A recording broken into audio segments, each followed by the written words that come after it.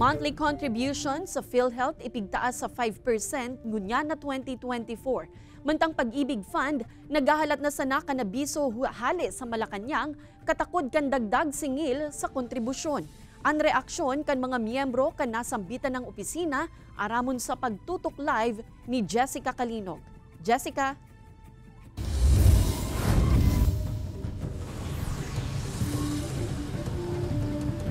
Kate, basta mapapaduman subuot sa tama, asin sa kung saan man o kung ano talaga, kung saan man paduman sa indang mga kontribusyon, mayo man subuot nin problema para duman sa mga Pag-ibig asin PhilHealth member ang dagdag singil na ini sa indang monthly contribution. Pon sa presyo kan kada litro nin petrolyo, presyo kan kada kilo nin bagas, asin iba pang mga barakalon, padagos ang pagmahal, paglaog pa sa nakan taong 2024. Ang kontribusyon sa Philippine Health Insurance Corporation o PhilHealth. Hali sa 4% kan 2022 as in 2023, itinaas na kan PhilHealth sa 5% ang monthly premium contribution. Kaya ang empleyado as in self-employed na 10,000 pesos ang bulan ng sahod, 500 pesos na ang monthly contribution na dating 400 pesos na.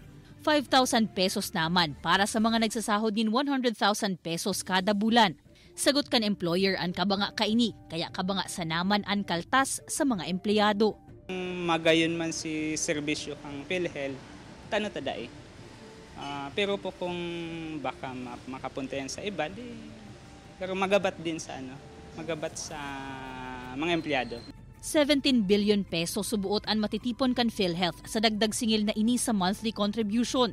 Pantustos da ini sa man iba-ibang programa kan ahensya. Arog kan pagtaas kan kantidad kan sasaguton kan PhilHealth sa mga ordinaryong helang, asin sa expansion kan PhilHealth Konsulta na libreng konsultasyon sa doktor, libreng laboratory work asin mga bulong.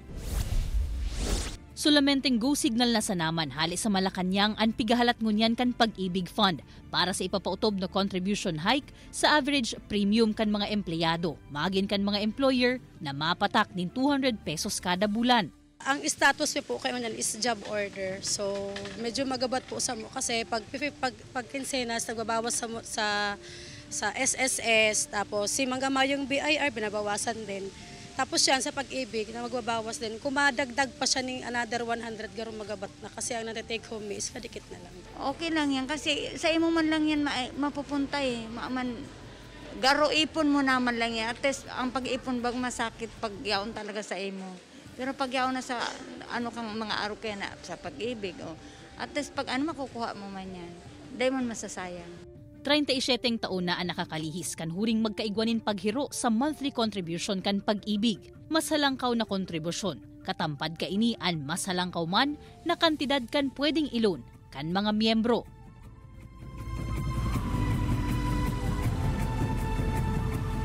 Bantang nagahalat pakit kan official pronouncement hali sa Malacañang, day pa man naghihiro ana Pag-ibig contribution na ipiguhulog kan mga employer. Alaga na iba pang members, pigiin kami narman o pwede naman ay upgrade an sa indang monthly contribution ngunyan pa sana. Kate? Jessica, igwa na bang petsa o kunwarin posibleng madagos ining implementasyon kan dagdag singil kan PhilHealth asin kan Pag-ibig?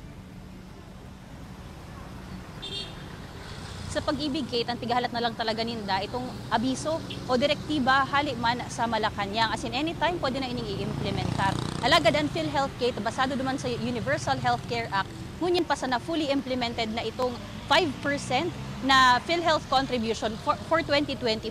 Alagad ang pigahalat man kan PhilHealth, Kate, kung itong posibilidad na magbaba ng direktiba para sa suspension kan increase an Office of the President na nagibo na kan opisina kan mga nakalihis na taon. Alagad sa ngunyan, mantang may sindang na re-receiving direktiba, padagos man giraray na pigi-implementar itong 5% increase sa PhilHealth contribution.